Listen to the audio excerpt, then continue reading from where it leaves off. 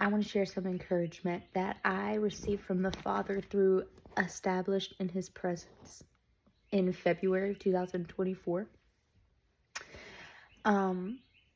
It's about the process, trusting him in the process, and just walking in obedience. So, what was so special about Established in His Presence was we got to all stay together. And a side note is fellowship is crucial in your life for you to see the Father. The Father is revealed through His children. And the vulnerability and just sharing about where you are with others helps others to see the Father and His hand, and it illuminates the spirit realm, honestly, because the spirit is not seen, but it can be heard. It's like the wind. You can feel its effects. That's the Holy Spirit. But also, we're navigating in an unseen realm. So I digress back to having conversation with some of the women, hearing about where they've been and where they are was vital to receive what the Father showed me through the last day when Krista, the one who put on the whole thing with the Lord, she prophesied over each individual person. And it was so good. She was in step with the Spirit. She was in step with the Father's heart. And it was more of a prophetic locator and encourager to where you're going. If that makes any sense. So, getting insight into the women's life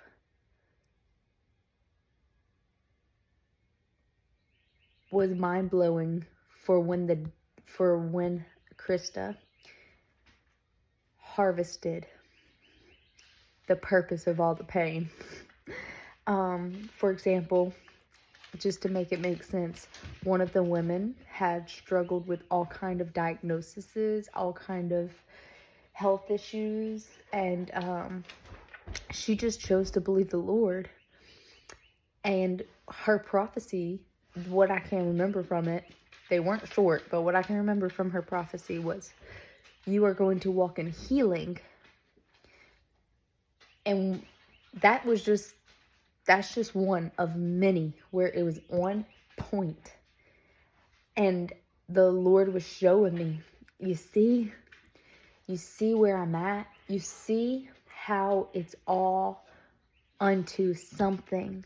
So count not trials and testing as something miserable, but rejoice in all things, for it's building and pushing you somewhere of eternal purpose. And so it just illuminated the hand of the Father in people's life. Not only that, but the tactics of the enemy and how he always tries to come and abort. But he cannot abort if we choose obedience and walk in the character of the Lord and walk in trust and faith. Faith is crucial. I think about Abraham. I think about how he's the father of faith. I think about how he is recognized and extremely honored all throughout the word as the father of faith, the one who believed the Lord and it was counted to him as righteousness. But if you read the story of Abraham, he was not perfect in it.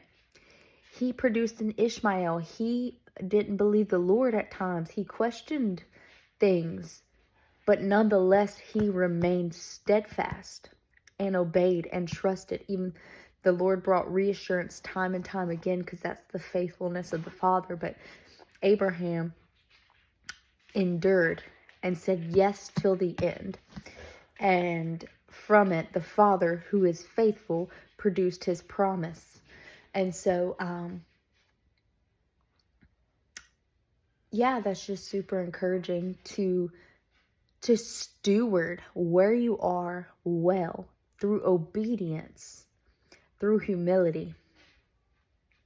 In my own life, I can see it in this way. Um, in October of 2023, the core group built a Zoom prayer group for Israel. And the Lord had given me a burden for Israel when I went in March. And so I was definitely beckoned to do this by the Lord. He wanted me to be consistent with it. It was at 5 a.m, I believe, and he wanted me to show up. I was not perfect in showing up, but I did show up. And one day, the host, Alyssa, she nudged me, or she invited me to pray. And at this point, I never prayed for, didn't do that in front of people very often, maybe here and there, but it was not something I was well acquainted with. The reason that's important is going to make sense in just a second, but she asked me on Zoom if I would pray, and when I read it, I couldn't even interpret it because I was in denial. I was like, is that to me? Does that say to me? Because it said, yeah, anyway. So I agreed because I want to honor her, I want to honor the Lord. And as soon as I agreed, the spirit of fear came and pushed up against me as if it were telling me, you're going to be silent. And when my time came around, I had a very weak prayer, not super long, not super wordy, but I obeyed. Okay. After I got off that call, the Lord started to invite me to volunteer. So I was busy the next morning and maybe even the morning after that. But the next time I got on, guess what they're praying about? Boldness for the body. Okay, Lord. So I said yes to the Lord, and I put my little hand up, which is how they volunteered. And there was maybe 2 or 3, 4 people in front of me. And as I waited and listened to them pray for boldness, I would love to say that I got all worked up and all bold, but I didn't. I was terrified, and that spirit of fear was coming and trying to silence me the best it could. But I just wrote down what I felt the Lord wanted me to release. And it was from Revelation 1 about how he made us a kingdom of priests to his God and Father. About how Jesus, the high priest, offered us as a gift and a sacrifice to the Father. The gift is us as priests, and the sacrifice was his blood that atones for us. And how this is my priestly duty before him to offer faith, a pleasing sacrifice to the Father in the midst of fear and as obedience to him. And I don't remember exactly what I said, but it was something along those lines. And then I just encouraged other people to step out, that I was terrified. And that was that. I was like, phew, I did it. I obeyed. There's always a blessing after obedience. But what I did not know was, here we are in February.